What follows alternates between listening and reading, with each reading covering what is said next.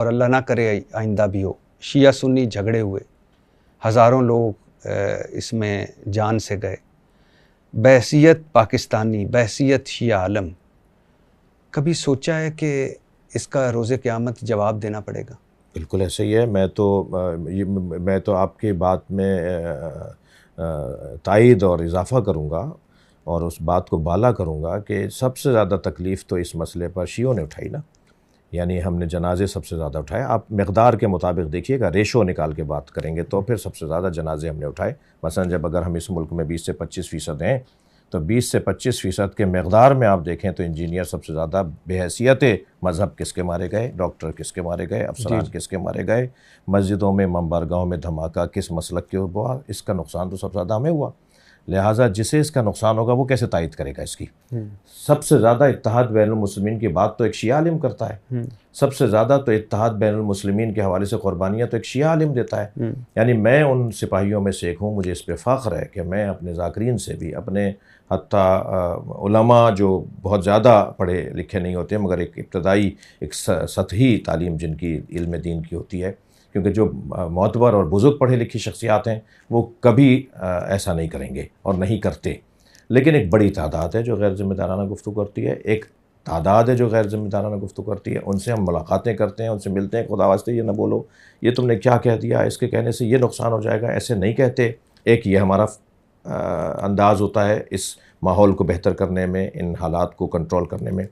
دوسرا انداز یہ ہوتا ہے کہ میں الحمدللہ ان مبلغین میں سے ہوں جو مولانا طارق جمیل کے گھر چل کے جاؤں گا، جو کسی بھی مولانا مفتی تقی عثمانی صاحب کے گھر چل کے جاؤں گا، جاتا ہوں، گیا ہوں. اسی طرح مولانا منیب الرحمن صاحب جب کبھی کسی میٹنگ میں بیٹھیں گے میں اپنی کرسی چھوڑ کے کھڑا ہو جاتا ہوں کہ آپ میرے بڑے ہیں، آپ یہاں بیٹھیں گے میری جگہ. ممکن ہے کہ پہلے ہم آ گئے ہوں تو سیٹ اچھی ہو، نہیں، سیٹ ویٹ کیا ہے، تو یہ اصل تو تہذیب ہے.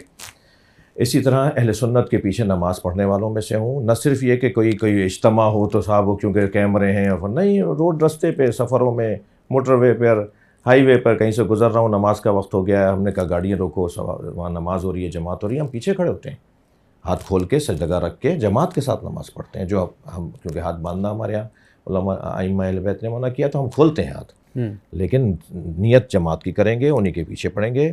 اسی طرح اور کتنی ہی مثالیں ہیں کہ جس کے اندر اس ماحول کو دوبارہ سے بہتر کرنے میں، دیکھیں ماضی میں ہم سب حتیٰ سنی مدرسوں میں شیعہ طالب علم پڑھتے تھے، شیعہ مدرسوں میں سنی طالب علم پڑھتے تھے.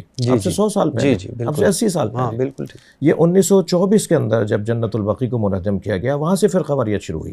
آپ کا سوال ایک یہاں آ سکتا ہے کہ ایران اور سعودی عرب کی وجہ سے دنیا میں فرقہ واریت پھیلی ہے. نہیں، میں اس کی خود سے سوال بنا کے آپ کو عرض کر رہا ہوں. ایران کی وجہ سے فرقہ واریت نہیں پھیلی.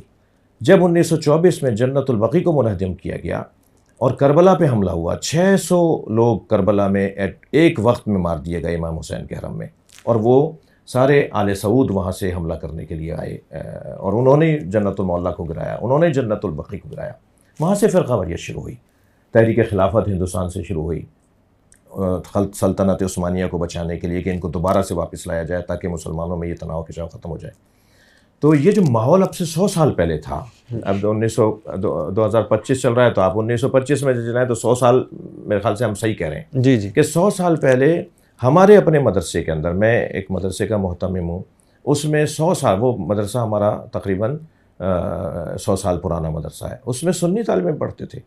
شیعہ علماء سنی مدارس کے اندر پڑھتے تھے. آج بھی شیعہ مدرسوں میں سنی مؤلفین کی کتابیں پڑھائی جاتی ہیں اور سنی مدرسوں میں شیعہ مؤلفین کی کتابیں پڑھائی جاتی ہیں.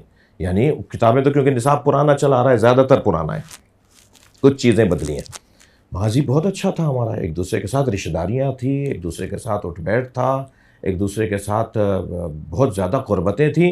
حتیٰ مثلا میں آپ کو ایک موٹی مثال دوں، جوش ملی آبادی اور مولانا مودودی، ایک پکا کٹر شیعہ، ایک پکا کٹر سنی، دونوں میں اتنی گہری دوستی تھی کہ دونوں جب مزاح کرتے تھے نا تو وہ شیعہ سنی والا مزاح کرتے تھے، اور وہ لطیف گفتگو، وہ پیار بھری گفتگو، اور اس کے اندر اشاروں کنایوں میں سب کچھ انہوں نے بھی کہہ دیا، اشاروں کنایوں میں سب کچھ انہوں نے بھی کہہ دیا. یہ ماضی میں رہا ہے. آپ پاکستان کو لے لیجیے، قائد اعظم محمد علی جناح شیعہ، علامہ اقبال سنی تصور پاکستان پیش کر رہا ہے، شیعہ اس تصور پہ عمل کر رہا ہے. کتنا اچھا ماحول رہا ہوگا یہ ماضی کے اندر. 100 سال تو پھر میں اگر ہم لیں تو ابھی 75-80 سال پہلے تک بہت اچھا ماحول. کیا یہ ماحول دوبارہ سے پلٹ سکتا ہے؟ ہاں بالکل پلٹ سکتا ہے. میں مولوی وہ مولانا صاحب، وہ مفتی صاحب، ہم تھوڑا سا اس بات کو مان لیں کہ شیعہ ایک حقیقت ہے اور میں مان لوں کہ سنی ایک حقیقت ہے، اور حقائق کو تسلیم کر کے ایک دوسرے کے ساتھ جینے میں جو مزہ ہے وہ انکار کرنے میں جینے میں مزہ نہیں ہے۔